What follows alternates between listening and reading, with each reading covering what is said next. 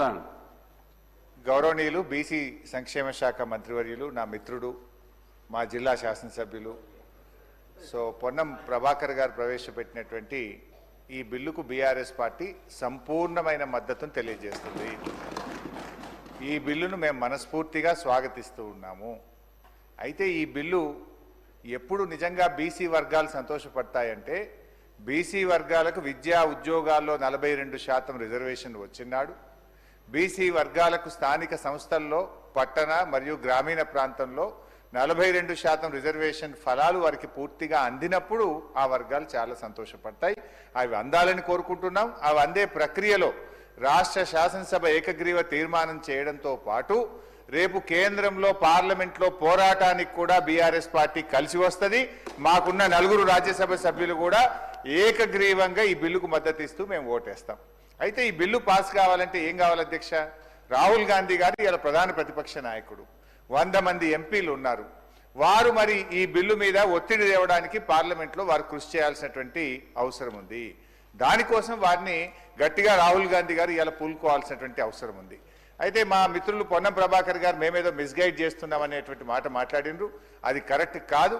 ఈ బిల్లు విషయంలో రాష్ట్ర శాసనసభలో గతంలో కేసీఆర్ గారు ఉన్నప్పుడు కూడా అధ్యక్ష, మేము మార్కెట్ కమిటీ చైర్మన్లలో, డైరెక్టర్లలో బీసీలకు 50% రిజర్వేషన్ తెచ్చింది బీఆర్ఎస్ పార్టీ.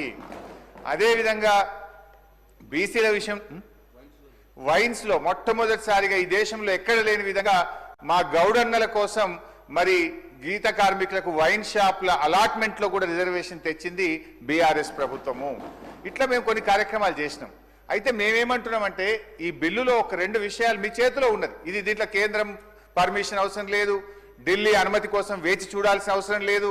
రేపో మాపో బడ్జెట్ పెడుతున్నాం కనుక మేము ఈ బిల్లులో 3 అంశాలు మా గంగుల కమలాకర్ అన్న చెప్పినటువంటి విషయాల్లో ఇందులో మన పెద్ద బేసిజాలకు పోవాల్సిన అవసరం లేదు. బీసీల మీద మీకు నిజంగా చిత్తశుద్ధి ఉంటే, బీసీల మీద మీకు నిజమైనటువంటి ప్రేమ ఉంటే 3 అంశాలు ఈ బిల్లులో చేర్చమని బీఆర్ఎస్ పార్టీ తరఫున అమెండ్మెంట్ ఇచ్చాం. ఆ 3 అంశాలు కొత్తవేం కావు, కాంగ్రెస్ పార్టీ గతంలో ఇచ్చినటువంటి హామీ. అందులో మొట్టమొదటిది గౌరవనీయులు గంగుల గారు చెప్పినట్టు 42% ప్రభుత్వ కాంట్రాక్ట్లలో బీసీలకు రిజర్వేషన్ చేస్తూ ఈ బిల్లులో చేర్చండి. దీంట్లో ఇలా ఢిల్లీ పర్మిషన్ అవసరం లేదు, ఎవరు పర్మిషన్ అవసరం లేదు. రేపటి నుంచే ప్రతి కాంట్రాక్ట్ లో బీసీలకు రిజర్వేషన్ వచ్చే అవకాశం ఉంది. ఇది మీరు ఎన్నికల సమయంలో బీసీలకు ఇచ్చిన హామీ.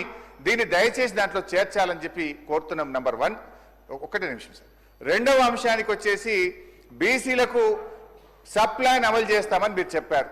గతంలో కేసీఆర్ గారు SC ST subplan carry forward విధానంతో ఎస్సీ ఎస్టీ సార్ గౌరవనీయులు పొన్నం ప్రభాకర్ గారికి వినమ్రపూర్వకంగా నేను మనవి చేస్తున్నది ఏంటంటే, ఈ బిల్లుకు బీఆర్ఎస్ పార్టీ సంపూర్ణమైన మద్దతునిస్తుంది, స్వాగతిస్తుంది. ఈ బిల్లు విషయంలో మీరు అఖిల పక్షాన్ని ఢిల్లీ తీసుకుపోతే మీతో పాటు రావడానికి ఏ పోరాటానికైనా బీఆర్ఎస్ పార్టీ సిద్ధంగా ఉంది. అయితే ఈ విషయం ఢిల్లీ చేతుల్లో ఉంది. అప్పటిదాకా వేచి చూడకుండా మేము అంటున్న దానికి మీరు బేసిజాలకు పోవాల్సిన అవసరం లేదు. సింపుల్ గా ఈ బిల్లులో 3 అమెండ్మెంట్లు అడుగుతున్నాం. బీసీ సప్లాన్ ను ఈ ఆర్థిక సంవత్సరంలో పెట్టే బడ్జెట్ లో బీసీ సప్లాన్ ను మీరు ఇచ్చిన మాట ప్రకారంగా ఈ బిల్లులో చేర్చండి, బీసీ సప్లాన్ ను పెట్టండి. బడ్జెట్ లో 20,000 కోట్ల రూపాయల నిధులు పెట్టండి. కాంట్రాక్టుల్లో బీసీలకు 42% రిజర్వేషన్ కల్పిస్తూ ఈ బిల్లులో చేర్చడం ద్వారా